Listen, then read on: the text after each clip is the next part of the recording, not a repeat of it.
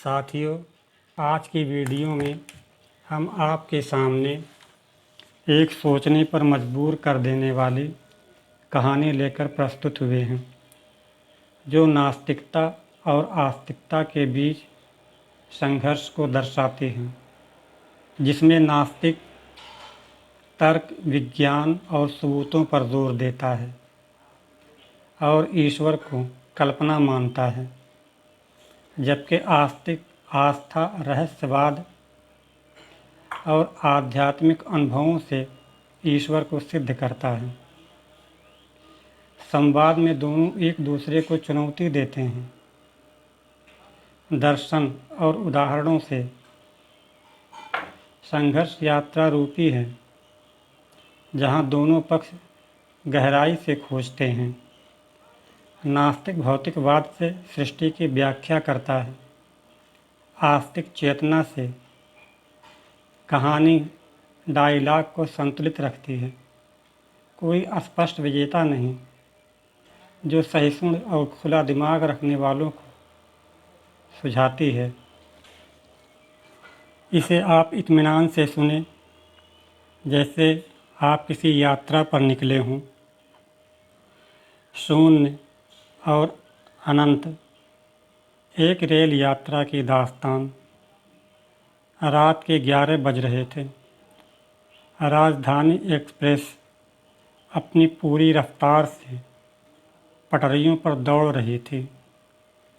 Coach B4 के cabin में केवल 2 यात्री जाग रहे थे। एक तरफ आर्यन था, एक युवा खगोल शास्त्री, जिसके लैपटॉप पर जटिल डेटा और ब्रह्मांड की आकाश गंगाओं के चित्र तैर रहे थे। वह विज्ञान का कायल था, जो केवल प्रमाणों और गणित पर भरोसा करता था। तो दूसरी ओर बड़ी उम्र के एक श्रीमान बैठे हुए थे, सफ़ेद कुर्ते में लिपटे, एक शांत बुजुर्ग, जिन्होंने अपना पूरा जीवन दर्शन और अध्ययन में बिताया। उनके हाथ में एक पुरानी किताब थी, जिस पर लिखा था तत्वबोध। शांति तब टूटी जब ट्रेन ने एक तीखा मोड़ लिया और आर्यन का पैर फिसल कर श्रीमान जी के पैरों के पास जा गिरा। क्षमा कीजिए श्रीमान, आर्यन ने पेन उठाते हुए कहा। श्रीमान जी मुस्कुराए। कोई बात नहीं बेटा, वैसे ये जो गुरुत्वाकर्षण तुम्हारे पेन को नीचे खींच रहा है, क्या यह महज एक नियम है या किसी का संकल्प? आर्यन मुस्कुराया। उसने सोचा कि उसे बहस करने का एक मौका मिल गया है। सर, यह महज भौतिकी है। इसमें किसी संकल्प या ईश्वर की ज़रूरत नहीं। यहीं से शुरू हुई वह चर्चा, जिसने उस रात की यात्रा को एक दार्शनिक सफ़र में बदल दिया। आर्यन ने अपना लैपटॉप घुमाया और एक नेबुला की तस्वीर दिखाते हुए श्रीमान जी से कहा, देखिए, इस ब्रह्मांड को किसी ने बनाया नहीं है। यह 13.8 अरब साल पहले एक बिग बैंग हुआ था।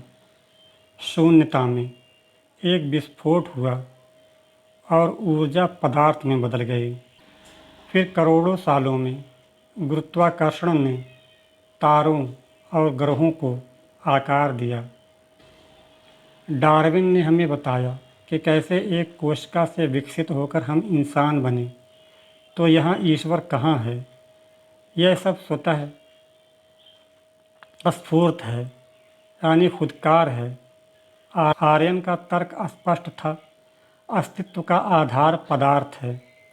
ईश्वर केवल एक कल्पना है, जिसे इंसान ने तब बनाया था जब उसके पास विज्ञान नहीं था।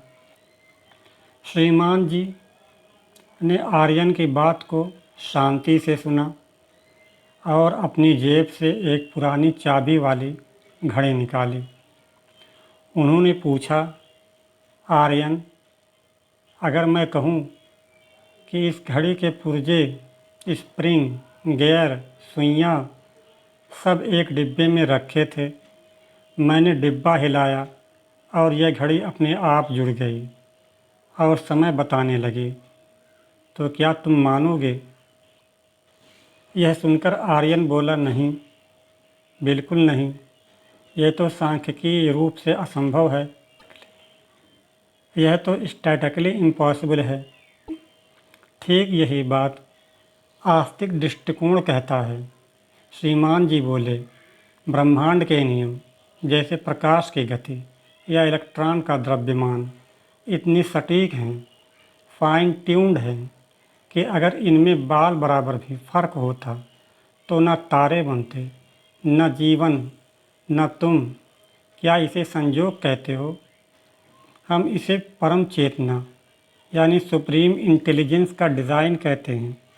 बिना प्रोग्रामर के प्रोग्राम नहीं चलता, बिना चेतना के यह ब्रह्मांड कैसे चल सकता है? आर्यन ने पलटवार करते हुए कहा, श्रीमान जी, विज्ञान कहता है कि चेतना हमारे दिमाग के न्यूरॉन की एक रासायनिक प्रक्रिया है। जब शरीर मरता है, चेतना खत्म हो जाती है। इसके लिए किसी आत्मा या ईश्वर की क्या तुक? श्रीमान जी धीमी से हंसे और बोले, बेटा, तुम रेडियो के पुर्जे को खोलकर यह तो समझ सकते हो कि गाना कैसे बज रहा है, लेकिन क्या तुम उन पुर्जों के भीतर संगीत ढूंढ सकते हो? संगीत तो तरंगों के रूप में बाहर से आ रहा है। दिमाग महज एक रिसीवर है। पदार्थ से चेतना नहीं निकलती, बल्कि चेतना ही पदार्थ को महसूस करने का आधार है। अगर देखने वाले आँख ही ना हो तो क्या दृश्य का कोई अस्तित्व रह जाएगा? उन्होंने आगे कहा, नास्तिकता कहती है कि हम महज एक जैविक दुर्घटना हैं। अगर ऐसा है तो हमारे भीतर प्रेम, करुणा और नैतिकता कहाँ से आती है? क्या अणुओं का टकराव हमें यह सिखाता है किसी डूबते हुए बच्चे को बचाना चाहिए? आर्यन कुछ देर सोचने के बाद कहा, श्रीमान जी, आपकी बातें सुनने में अच्छी लगी, लेकिन प्रमाण कहाँ हैं? विज्ञान तो प्रमाण मांगता है। श्रीमान जी ने खिड़की के बाहर इशारा किया और कहा, चाँद बादलों के पीछे छुपा है। प्रमाण की भूख भी ईश्वर ने ही दी है ताकि तुम उसे खोज सको। तुम कैसे यानी हाउ खोज रहे हो? विज्ञान तुम्हें कैसे बता देगा बिग बैंग कैसे हुआ, बारिश कैसे हुई, लेकिन क्यों? क्यों का जवाब विज्ञान के पास नहीं है। यह ब्रह्मांड क्यों है? हम यहाँ क्यों हैं? ईश्वर उस क्यों का उत्तर है। उन्होंने अंत में एक गहरी बात कही, नास्तिकता एक चश्मा है जिसे तुम दुनिया की मशीनरी देख सकते हो, जबकि आस्तिकता वह आँख है जिससे तुम उस मशीनरी के पीछे का उद्देश्य देख सकते हो। अस्तित्व का आधार ईश्वर है या नहीं है, यह इस बात पर निर्भर करता है कि तुम शून्य को अंत मानते हो या अनंत की शुरुआत। जब सुबह हुई और ट्रेन स्टेशन पर रुकी तो सूरज की पहली किरण ने कोच में प्रवेश किया। आर्यन ने अपना लैपटॉप बंद किया। वह अब भी पूरी तरह आस्तिक नहीं हुआ था, लेकिन उसके मन में एक सम्मान था। उसने महसूस किया कि विज्ञान जिस सत्य को समीकरणों में ढूंढता है, शायद धर्म उसी सत्य को अनुभूति में ढूंढता है। श्रीमान जी अपनी किताब समेटते हुए बोले, बेटा, वैज्ञानिक हो तो खोज जारी रखना, क्योंकि सच्ची खोज हमेशा तुम्हें वंडर, विस्मय की ओर ले जाएगी, और जहाँ विस्मय है वहीं ईश्वर का द्वार है। दोनों एक दूसरे को देखकर मुस्कुराए और अपनी अपनी मंजिल की ओर बढ़ गए।